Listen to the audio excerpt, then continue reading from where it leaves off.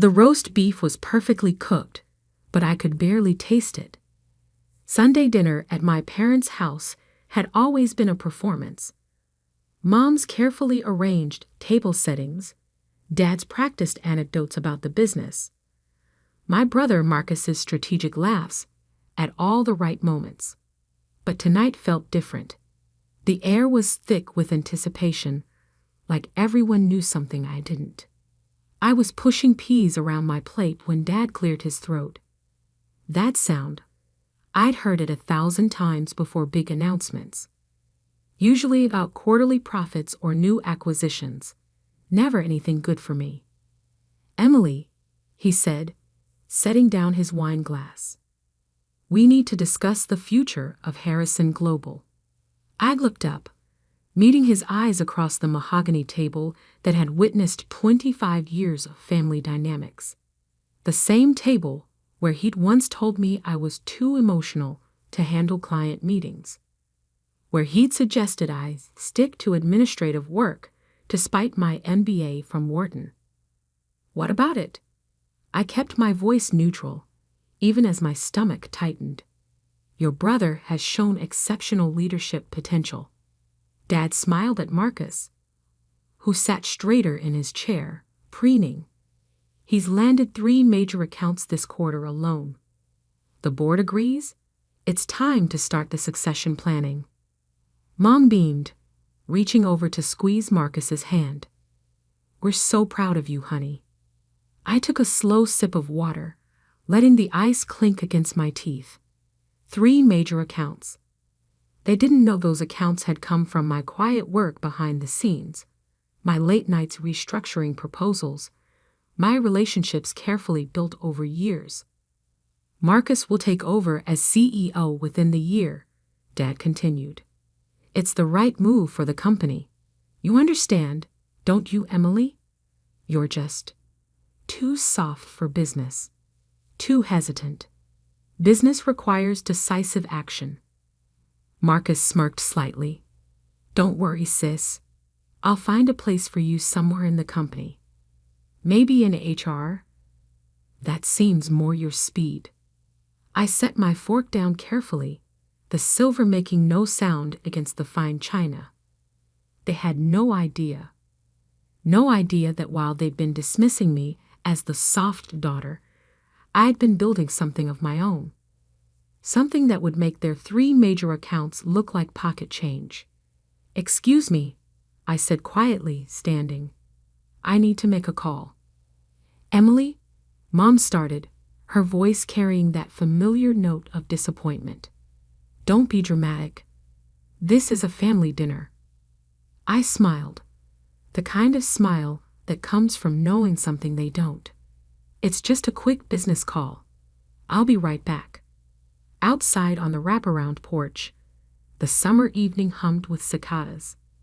I pulled out my phone and dialed a number I knew by heart. "Hello, James. It's Emily Harrison. I think it's time to move forward with what we discussed." "Yes, all of it. Start the paperwork tonight." I ended the call and looked through the dining room window. They were all laughing now, probably already planning Marcus's coronation. Dad raised his glass in another toast. They had no idea that while they'd been grooming Marcus to run Harrison Global, I'd spent the last 3 years quietly building Vertex Solutions into their biggest client's preferred vendor. No idea that I owned 70% of the company that provided the technology backbone for their entire operation. No idea that by tomorrow morning, when James, my lawyer, filed the paperwork, their precious succession plan would crumble like the apple pie Mom was now serving. I walked back inside, taking my seat just as Dad was telling one of his favorite stories about Marcus's first big sale. "Everything okay?" Mom asked, more out of obligation than concern. "Perfect," I replied, finally taking a bite of the roast beef. It really was perfectly cooked, just finalizing some business details. "Business details?" Marcus laughed. What business could you possibly be handling on a Sunday night? I dabbed my lips with the linen napkin. You'll find out soon enough. Dad frowned slightly. Emily, if this is about the succession plan. Not at all. I cut him off smoothly. I completely understand your decision. Marcus is clearly the right choice to lead Harrison Global. I mean, those 3 major accounts he landed. Impressive. Marcus practically glowed with pride. Well, someone needs to keep the company growing. Absolutely, I agreed. Growth is crucial. Speaking of which, how's the Anderson account? Still our biggest client. Of course, Dad jumped in. 20 years of partnership. They're locked in with us for the long haul. I checked my watch. In exactly 12 hours, that long haul would hit a very sudden stop sign. More wine, anyone? Mom offered, trying to steer us back to safer waters. No, thank you, I said, standing again. I should actually head out. Early meeting tomorrow. On a Monday? Marcus scoffed. With who? I grabbed my purse, slinging it over my shoulder. Oh, just the CEO of Anderson Corp. Nothing major. The silence that followed me out was almost as satisfying as what I knew tomorrow would bring. Almost. That night, in my downtown apartment, I sat at my desk reviewing the documents James had sent over. Everything was in order. The merger agreement, the technology transfer contracts, the new service terms. 3 years of careful planning, all leading to this moment. My phone buzzed. A text from Marcus. Hope you're not too upset about dinner. It's just business, sis. Nothing personal. I smiled at the screen. He was right about one thing. It was just business. And by this time tomorrow, they'd learn exactly what kind of businesswoman their soft daughter had become. I closed my laptop and walked to the window, looking out at the city lights. Somewhere out there, my father was probably raising another toast to Marcus. Mom was probably already planning the announcement party, and the board members were patting themselves on the back for choosing the right successor. Let them celebrate tonight. Tomorrow would bring a very different kind of meeting. I poured myself a small glass of the whiskey I'd been saving, the same brand Dad always said was too strong for a woman's palate. The liquid burned satisfyingly as I pulled out my phone one last time. A quick text to James. Everything ready for tomorrow. His response came immediately. All set. Board meeting scheduled for 9 a.m. Anderson CEO confirmed for 10. You sure about this? I typed back. Absolutely. Time to show them what too soft looks like. Then I turned off my phone, settled into my favorite chair, and waited for morning to arrive. The calm before the storm felt almost electric. Tomorrow, Harrison Global would learn that while they'd been underestimating me, I'd been building an empire. Tomorrow, they discovered that their biggest client wasn't just partnering with my company. They were merging with it. Tomorrow, they'd finally understand what they'd missed all these years. That sometimes the quiet ones, the soft ones, the ones you dismiss and overlook, they're the ones you should have been watching all along. But tonight I would sleep peacefully, knowing that the next family dinner would be very, very different. Monday morning arrived with the kind of clarity that only comes before life-changing moments. I dressed carefully, a charcoal gray suit, minimal jewelry, hair pulled back sleek and professional. No flash, no drama, just quiet confidence. My phone had exploded overnight. 27 missed calls from Dad, 15 from Marcus, countless texts demanding explanations. I ignored them all. They'd get their answers soon enough. At exactly 8:45 a.m., I walked into Harrison Global's headquarters. The security guard did a double take. I hadn't been here in months. Not since Dad had suggested I take some time to find myself. The elevator ride to the 30th floor felt surreal. Behind these steel doors, I'd spent countless moments swallowing my pride, hiding my ambitions, playing the role they'd cast me in. Not today. Emily, Jessica, Dad's assistant, nearly dropped her coffee when she saw me. The board meeting's about to start. Your father specifically said. I know what he said. I cut in smoothly. But I think they'll want to hear what I have to say. The boardroom doors were closed, but I could hear voices inside. Marcus's distinctive laugh carried through, probably telling another exaggerated story about his business prowess. I checked my watch. 8:57 a.m. Right on schedule. Emily. Dad's voice boomed as I pushed open the doors. What are you doing here? This is a closed board meeting. The room fell silent. 12 pairs of eyes turned to me. The board members, Marcus and Dad, all wearing various expressions of confusion and annoyance. Good morning, everyone, I said calmly, taking the empty seat at the far end of the table. Please, don't let me interrupt. Marcus stood up, his face reddening. Dad, this is ridiculous. She can't jest. Actually, I interrupted, pulling out my laptop. I can. And you might want to sit down for this. Now listen here, Dad started, but his words were cut off by a sharp knock at the door. James walked in, followed by Michael Anderson, CEO of Anderson Corp., our biggest client, and two people I knew Gabord would recognize, the heads of Anderson's legal and technology departments. What's going on? Dad demanded, standing now. Michael, we didn't have a meeting scheduled until 10 o'clock, Michael finished, checking his watch. We're a bit early. Hope you don't mind. The color drained from Dad's face as Michael took the seat next to me.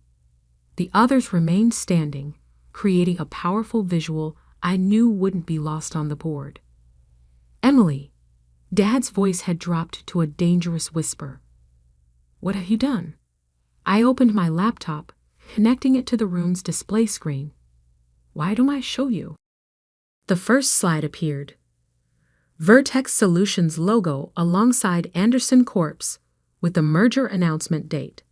Today. 3 years ago, I began, my voice steady. While you were all busy deciding I was too soft for business, I founded Vertex Solutions. We specialize in integrated technology solutions for enterprise-level operations. Sound familiar? It should. We've been handling Anderson Corp.'s entire digital infrastructure for the past 2 years. Marcus laughed, but it sounded hollow. This is a joke, right? There's no way you... Vertex Solutions, Michael Anderson cut in, has revolutionized our operations, increased efficiency by 40%, reduced costs by 35%, and yes, your sister built it from the ground up. I clicked to the next slide. The merger details. The numbers were staggering, even to me, and I'd been looking at them for weeks. As of this morning, I continued, Vertex Solutions and Anderson Corp. Are merging. The paperwork has already been filed. And our first order of business? I paused, letting the moment stretch, reviewing all existing vendor contracts. The silence in the room was deafening. Dad's face had gone from red to white. Marcus looked like he might be sick. You can't do this, Dad finally managed. The Anderson account. We'd had it for 20 years. 19, I corrected. And yes, I can. In fact, I nodded to James. who began distributing folders to the board members I already have. The folders contained what I knew would be their worst nightmare: a complete audit of Harrison Global's service delivery to Anderson Corp over the past 3 years. Every missed deadline, every overcharged invoice, every technical failure that my team at Vertex had quietly fixed, while Harrison Global took the credit. "This is personal," Marcus accused, his voice shaking. "You're doing this because of last night." I looked at him calmly. "No, Marcus. I'm doing this because it's good business. Something you'd understand if you'd actually landed those 3 major accounts yourself, instead of taking credit for my work." A board member, Mr. Thompson, I noted, was already flipping through the audit report, his face growing grimmer by the page. "These numbers. This is accurate?" "Every page," Michael confirmed. "We've been tracking the discrepancies for months. The only reason we didn't terminate our contract with Harrison Global earlier was out of respect for our relationship with Emily." Dad collapsed back into his chair, looking suddenly old. "Emily, please. We can talk about this. Whatever you want. A position on the board, equity in the company." "I don't want anything from Harrison Global," I said, standing. "I have my own company. One that I built without nepotism, without taking credit for others' work, and without underestimating people because of their gender or their supposed softness." I gathered my things, nodding to Michael and James. "The board has 24 hours to review those documents. After that, we'll need your decision on whether Harrison Global wishes to bid for a new contract under the merged company's terms, or if you prefer to terminate the relationship entirely." As I turned to leave, Marcus found his voice. "You'll regret this when the family finds out." "The family?" I laughed softly. "You mean the same family that spent years telling me I wasn't cut out for business. The same family that was ready to push me into HR because I was too soft to lead." I reached the door and turned back one last time. I think they'll be very interested to learn just how wrong they were. The last thing I saw as the doors closed was Dad's face, a mixture of shock, anger, and something I'd never seen before: respect. In the elevator down, Michael turned to me. "That went well." I smiled. "It did. Thank you for coming in person." "Are you kidding? I wouldn't have missed this for the world." He paused. "You know they'll try to fight back." "Let them," I said, checking my phone. The news of the merger was already hitting the business wires. Harrison Global stock would take a hit the moment the market opened. I'm not afraid of a fight. Back in my car, I finally allowed myself a moment to breathe. My hands were shaking slightly, not from fear, but from adrenaline. Years of careful planning, of swallowing my pride, of building something in silence, it had all led to this moment. My phone buzzed again. "Mom, this time." "What have you done?" "Your father is devastated." "How could you do this to your family?" I started typing a response, then deleted it. Some answers couldn't be explained in a text. Some lessons had to be learned the hard way. Instead, I called my assistant at Vertex. "Sarah?" "Yes, everything's done. Start the next phase." "And Sarah?" "Book me a table for 1 at La Maison tonight. I think this calls for a celebration." The day wasn't over yet. There would be more meetings, more accusations, more attempts to paint me as the villain. But for now, I had shown them exactly who I was. Not the soft, hesitant daughter they dismissed, but the businesswoman who'd outmaneuvered them all. And this was just the beginning. The aftermath was even more spectacular than I'd anticipated. By Tuesday morning, Harrison Global stock had dropped 18%. The business papers were running headlines like Family Dynasty Disrupted, Harrison Global loses biggest client to founder's daughter, and Vertex Solutions, the silent giant that changed the game. I sat in my office at Vertex, watching the city wake up through floor-to-ceiling windows. My phone had finally stopped buzzing. Either they'd run out of things to say, or they'd realized I wasn't going to respond. The silence felt like victory. Sarah knocked on my door. "Your 9 a.m. is here." I nodded, straightening my desk. "Send them in." The Harrison Global board members filed in. Thompson, Martinez, and Chen. No Dad. No Marcus. Interesting. "Emily," Thompson began, looking uncomfortable in my space. "We've reviewed everything. And," I kept my voice neutral, professional, "the board has voted. We want to negotiate new terms with Vertex Anderson." He paused, "without current management's involvement." I raised an eyebrow. "Meaning?" "Meaning your father and brother have been asked to step down. Effective immediately." The words hung in the air. I hadn't expected this, hadn't planned for it. Part of me felt a twinge of guilt, but I pushed it aside. They'd made their choices. "I see," I said carefully. "And what exactly are you proposing?"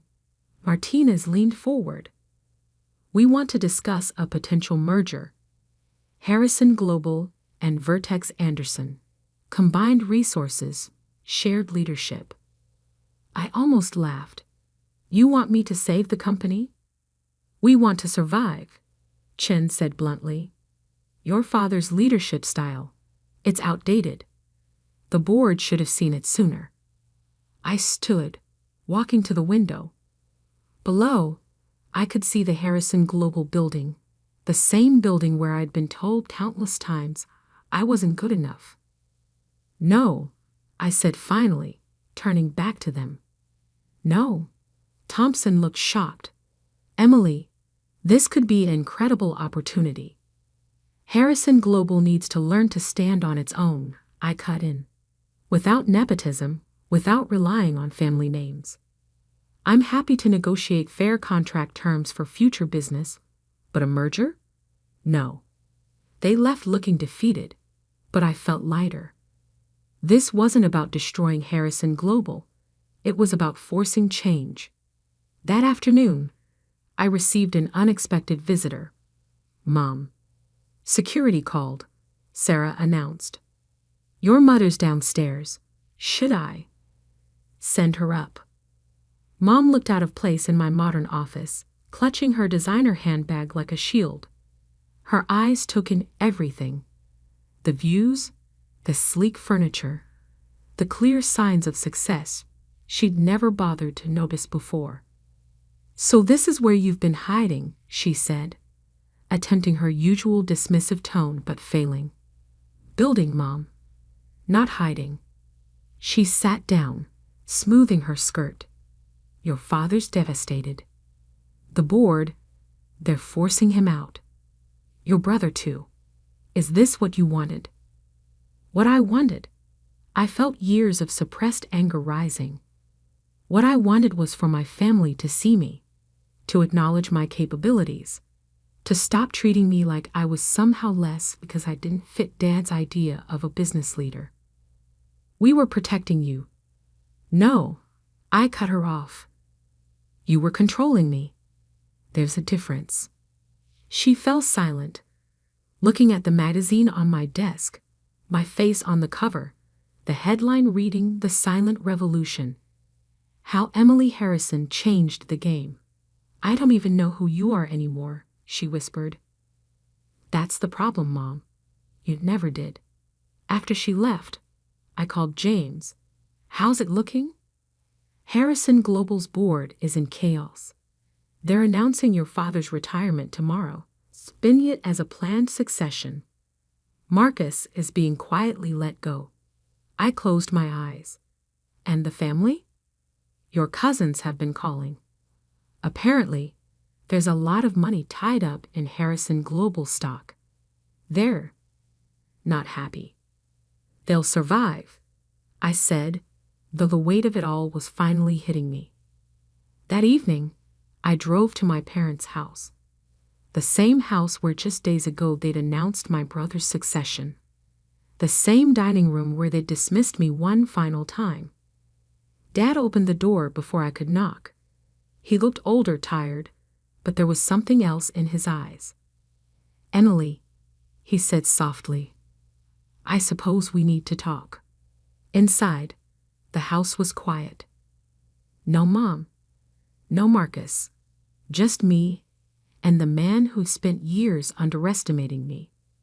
"You could have told me," he said as we sat in his study, "about Vertex, about all of it.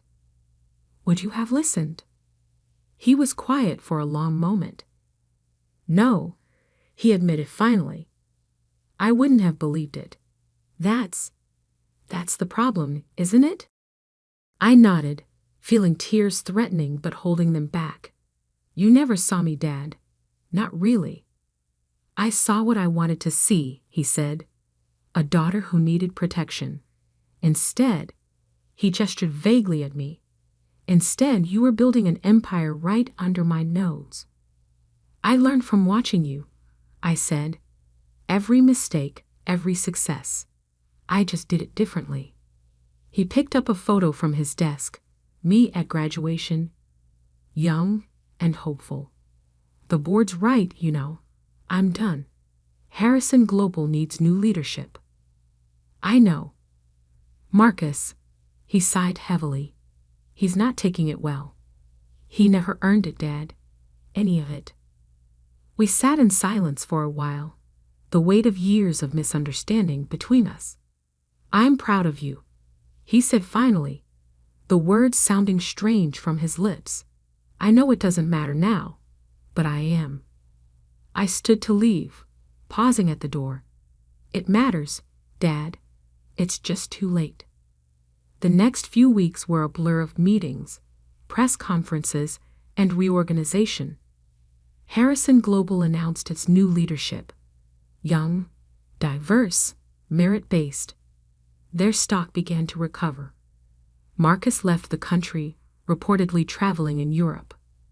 Mom stopped trying to make me feel guilty. Vertex Anderson flourished. Our merger became a case study in business schools. The Harrison method, they called it. Building success quietly, strategically, without fanfare until the moment of revelation. 1 year later, I sat in my office, looking at a new email from Dad. He'd started a small consulting firm, helping family businesses navigate succession planning. His message was simple. "I tell them all about you. About how I almost lost everything because I couldn't see past my own prejudices. Some of them listen. Thank you for teaching me the hardest lesson of my life. Love, Dad." I smiled, clicking reply. "Dinner this Sunday?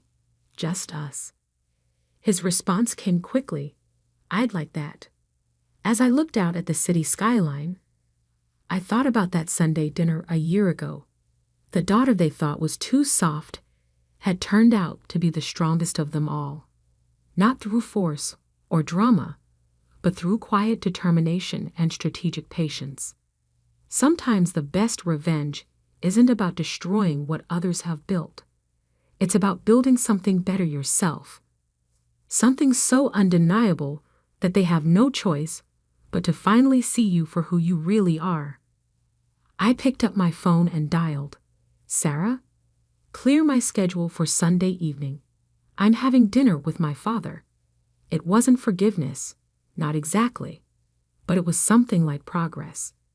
And in business, as in family, sometimes that's the best you can hope for.